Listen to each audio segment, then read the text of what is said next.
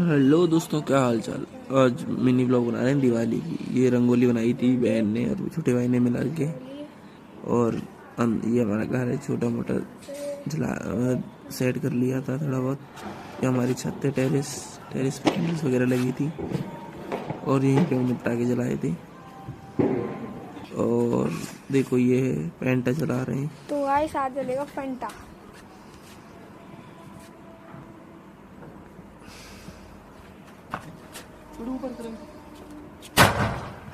ऊपर